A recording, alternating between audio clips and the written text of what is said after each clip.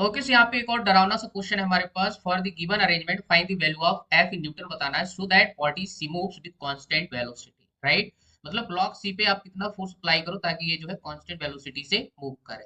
ठीक है, अब इस क्वेश्चन को देख के डरने की जरूरत नहीं है, थोड़ा सा यहाँ पे अपन कॉन्सेप्ट जो है समझने की कोशिश करते हैं बेटा। ठीक है, मेंशन किया है ग्राउंड और ब्लॉक सी के बीच कोई फ्रिक्शन नहीं है। ठीक है, ब्लॉक बी और सी के बीच आपको दे रखा है 0.5 फ्रिक्शन कोएफिशिएंट और ब्लॉक ए और बी के बीच आपको दे रखा है, राइट। अब यहाँ पे एक बात और समझो बेटा, अगर यहाँ पे कांस्टेंट वेलोसिटी बोला गया है क्वेश्चन में, तो उस हिसाब से आपके पास ब्लॉक बी भी क्या करेगा, कांस्टेंट वेलोसिटी से आगे जाएगा। मींस ए और बी के बीच कोई रिलेटिव मोशन नहीं होगा। जब ए और बी के बीच कोई रिलेटिव मोशन नहीं होगा due to constant velocity motion, तो उस हिसाब से हमारे पास फ्रिक्शन की जो वैल्यू होगी between A and B equal to क्या हो जाएगा, जीरो हो जाएगा बेटा।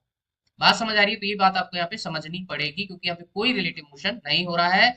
अच्छा, अब यहाँ पे अगर बात करें बी और सी के बीच, तो बी और सी के बीच अगर फ्रिक्शन की वैल्यू निकालें, बस F B C equal to कितना हो जाएगा, म्यू म्यू मतलब 0.5, मतलब मास कितना हो जाएगा 4 प्लस 6 कितना आपका 10 मल्टीप्लाई जी की वैल्यू 10, तो आपके पास आ जाएगा 50 न्यूटन, राइट। ये हमारे पास एफ बी सी की जो वैल्यू आ गई दैट इज इक्वल टू आपका 50 न्यूटन आ गया। क्लियर है? तो सी के रिस्पेक्ट में देखेंगे तो यहाँ पे फ्रिक्शन किधर आएगा, पीछे आएगा बेटा, कितना 50 न्यूटन का, राइट। और स्ट्रिंग में इस पॉइंट पे टेंशन किधर आएगा, आगे टी आ जाएगा।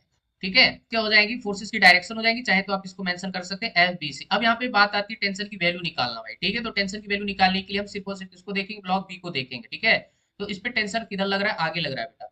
अब टेंशन इसको आगे खींचना चाहता है तो भाई इसके रिस्पेक्ट में यहाँ पे फ्रिक्शन की जो वैल्यू आएगी ना पीछे की तरफ आएगी 50 न्यूटन, राइट। आया समझ, क्योंकि स्ट्रिंग इसको आगे खींचना चाहती है तो फ्रिक्शन जो है किधर लग जाएगा, पीछे लग जाएगा। अब इसका जो है एक्सीलरेशन जीरो, क्योंकि ये कांस्टेंट वेलोसिटी से जा रहा है, तो t minus 50 equal to zero, तो आपके पास टेंशन की वैल्यू आ जाएगी 50 न्यूटन। आया समझ में? अब यहाँ पे बात कर लेते हैं ब्लॉक सी की। तो ब्लॉक सी की अगर यहाँ पे एफबीडी बनाए तो बेटा हमने फोर्स लगाया इधर आगे की तरफ। ठीक है, यहाँ पे टेंशन किधर लगेगा, इधर, और इस पे फ्रिक्शन किधर आएगा, इधर, राइट। तो हमारे पास टेंशन की वैल्यू कितनी 50 न्यूटन, और इधर फ्रिक्शन की वैल्यू भी कितनी है 50 न्यूटन। तो आपके पास F minus T minus 50 newton equal to आपका जीरो हो जाएगा, क्योंकि ये भी आपका यूनिफॉर्म वेलोसिटी से मूव कर रहा है, कांस्टेंट वेलोसिटी से मूव कर रहा है, तो इसका एक्सीलरेशन जीरो। तो उस हिसाब से हमारे पास टी की वैल्यू यहाँ 50 रखो, ऑलरेडी 50 है, तो आपके पास एफ की वैल्यू कितनी आ जाएगी 100 न्यूटन। क्लियर है? न्यूमेरिकल आंसर टाइप में आपका क्वेश्चन था, तो इस पर्टिकुलर क्वेश्चन का जो आंसर होता है दैट इज आपका 100 न्यूटन। ठीक है, तो बड़ा ही सिंपल क्वेश्चन था, कोई बड़ी बात नहीं थी। सो आई होप आपको कॉन्सेप्ट समझ आ गया।